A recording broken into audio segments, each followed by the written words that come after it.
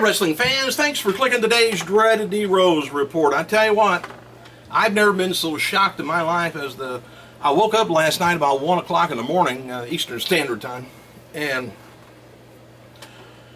read about the Ultimate Warrior passing, and that shocked the crap out of me. I haven't been that shocked since I read about Randy Macho Man Savage, but just so surprised, except for one thing. When he came out at the Hall of Fame, he looked frail to me, and I didn't think he. Of course, then he told the people they wanted one more match, and he says, "I'm not going to happen."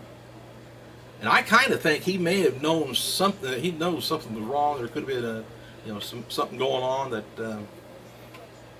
of course, didn't let out. Didn't want anybody knowing about it, but kind of think it is. It's either one of two things: a blood clot, could have been somewhere, went to a pulmonary embolism, or it could be just an enlarged heart. And a lot of the wrestlers from years ago got an enlarged heart because that's a muscle, and he had tons of muscle. So I don't know whether it's a large heart or what, but we'll find out. They're gonna anyway. Here, let me get you the latest on it. TMZ reports the following: Warrior collapsed outside an Arizona hospital about 5:50 p.m. on April 8th while walking to his car, with his wife. Well, anyway, the Warrior was transported to a nearby hospital where he was pronounced dead. TMZ noted that Ultimate Warrior posed for photos with fans at the airport in New Orleans about 6 a.m. Tuesday morning, and he was said to be in great spirits and offered to take photos with any fan that approached him. TMZ reported again that the Ultimate Warrior was seen clutching his chest moments before he collapsed at the Arizona hotel on Tuesday, according to law enforcement sources who spoke with eyewitnesses. They reported the Warrior was walking down a hallway at the Gainey Suites, I guess in Scottsdale, Arizona, heading towards his car with his wife, and then when he just stopped, clutched his chest and went down. Just never recovered.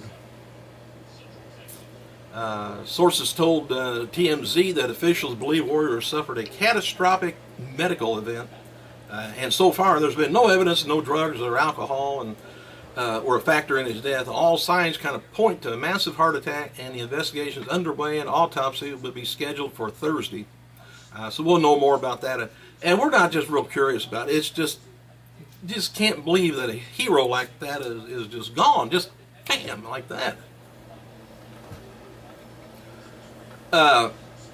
And with the speech he gave at Raw the other night, I don't know whether he knew, I know he knew he couldn't wrestle no more, but he just never would say why. But after retiring in 1998, Warrior only wrestled one more match in 2008. And that was against Orlando Jordan in Barcelona, Spain. Warrior won the match, thus the U Wrestling Evolution Heavyweight Championship, but then immediately vacated the title.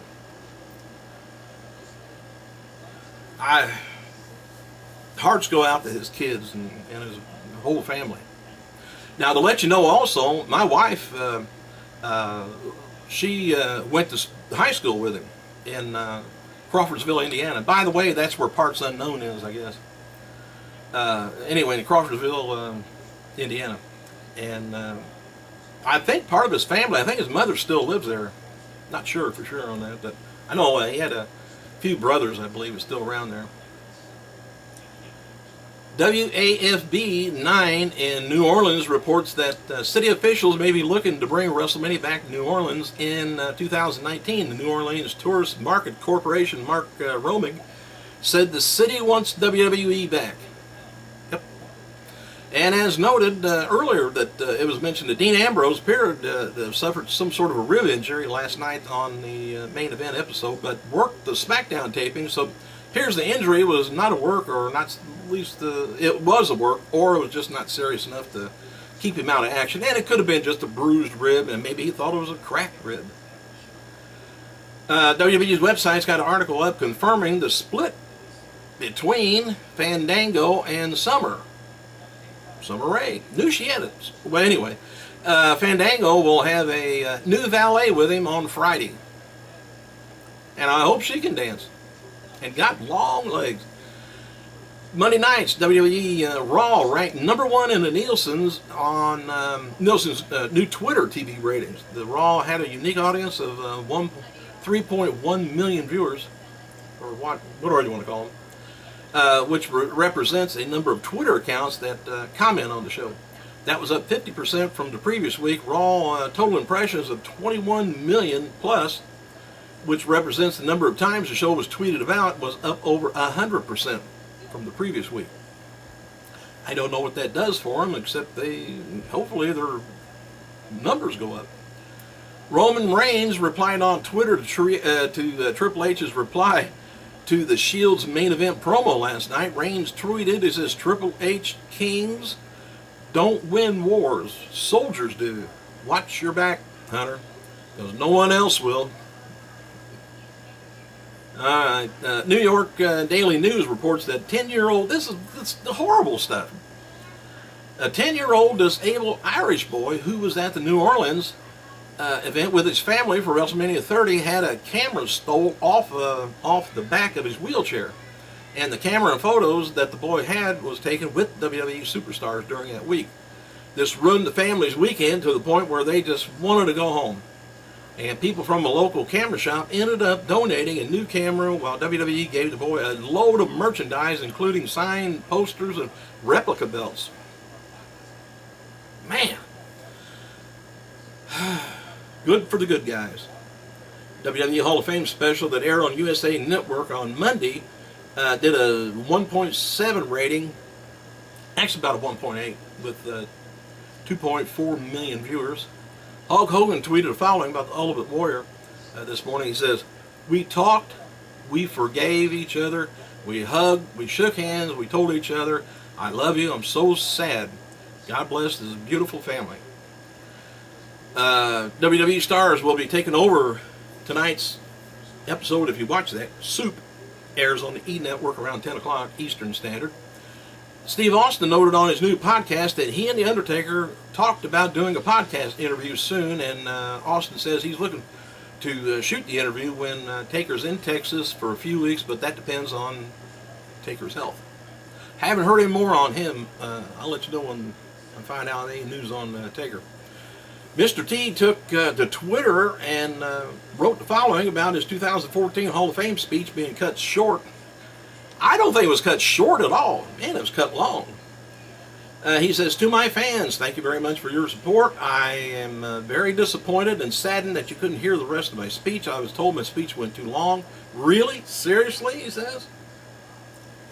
To all the inductees, they were told the fans want to hear stories. Take your time, enjoy the moment, but something.